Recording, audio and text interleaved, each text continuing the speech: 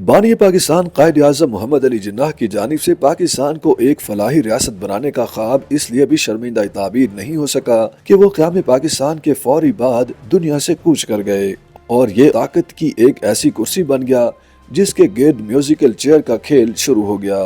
पाकिस्तान को अपने सियासी निज़ाम का ढांचा 1935 के इंडिया एक्ट के तहत बनाना पड़ा और उसी एक्ट के तहत हिंदुस्तान के आखिरी वायसराय लॉर्ड माउंटबेटन से मुस्लिम लीग के सरबराह कायद-ए-आज़म मोहम्मद अली जिन्नाह ने बतौर गवर्नर जनरल अपने ओहदे का हल्फ लिया था।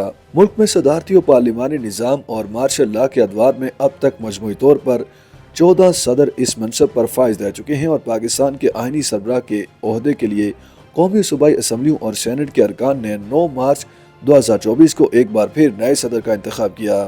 मुल्क की तारीख में यह तीसरा मौका था कि एक मुंतखब सिविल सदर के ओहदे की मियाद मुकम्मल होने के बाद अगली मुद्दत के लिए नए सदर का चुनाव किया गया। पाकिस्तान के पहले सदर मेजर जनरल सिकंदर मिर्जा थे जो लगभग 2 साल 7 माह इस ओहदे पर फाइज रहे। 27 अक्टूबर 1958 को अयूब खान की क़यादत में होने वाली कामयाब फौजी बगावत में उन्हें इस ओहदे से हटा दिया गया। फील्ड मार्शल मोहम्मद अयूब खान हरीपुर में पैदा हुए और पाकिस्तान के पहले फौजी हुक्मरान बने जिन्होंने सिकंदर मिर्जा को बरतरफ करके इक़्तिदार संभाला और तकरीबन 10.5 साल सदर के ओहदे पर फाइज रहे।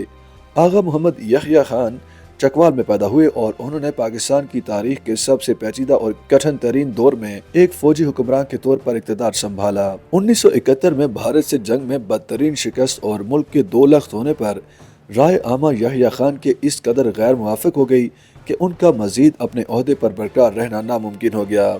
जुल्फ़िकार अली भुट्टो पहले जनरल अयूब खान की काबीना में वज़ीर ख़ारजा और फिर उनके खिलाफ अवामी तहरीक के बानियों में से एक थे और बांग्लादेश के क़याम के बाद मुल्क के पहले सदर और सिविलियन मार्शल लॉ एडमिनिस्ट्रेटर बने।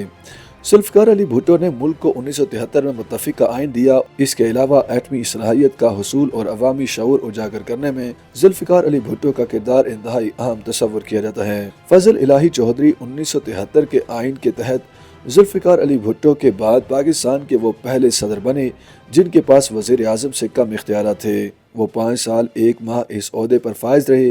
जालंधर में पैदा होने वाले जनरल ज़ियाउल हक लगभग 10 साल सदारत के ओहदे पर विराजमान रहे। पेशावर से ताल्लुक़ रखने वाले गुलाम इसहाक खान का दौर सदारत तकरीबन 5 वर्षों पर मुहित रहा।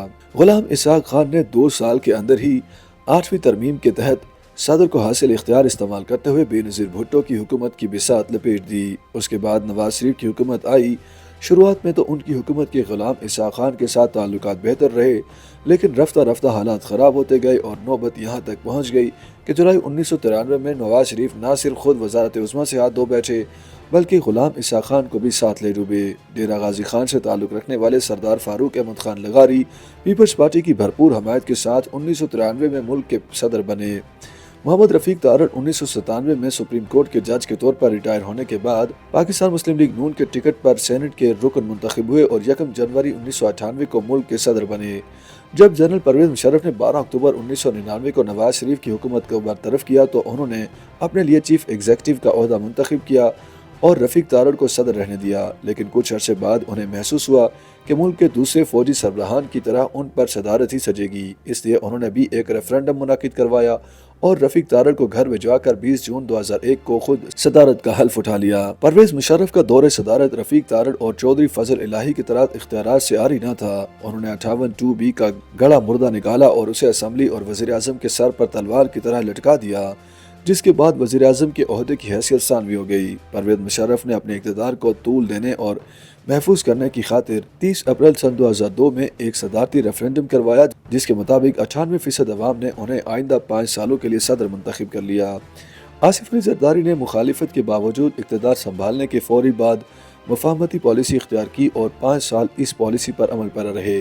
मुल्क के 12वें सदर ममनून हुसैन ने मुस्लिम लीग नून की मरकज़ में हुकूमत आने के बाद 9 सितंबर 2013 को सदर के ओहदे का हल्फ उठाया। उनके दौरे सदारत में हुकूमती फैसलों के बाद कई सदारती फरमान और ऑर्डिनेंसेस जारी किए गए।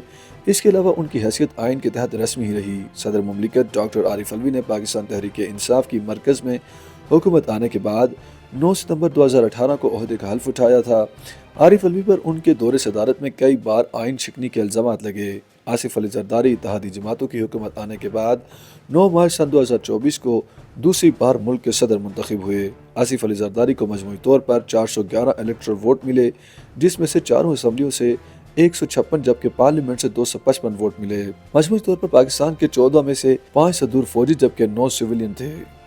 YouTube पर गूगली न्यूज देखने के लिए youtube.com की सर्च बार में गूगली न्यूज टीवी टाइप करें। गूगली न्यूज के पेज पर सुर्ख रंग के सब्सक्रिप्शन वाले बटन पर क्लिक करना ना भूलिए। YouTube पेज पर अपलोड होने वाली वीडियोस से बाखबर रहने के लिए बेल आइकन पर क्लिक कीजिए। आपको हर नई वीडियो के बारे में नोटिफिकेशन मौसूल हो जाएगा।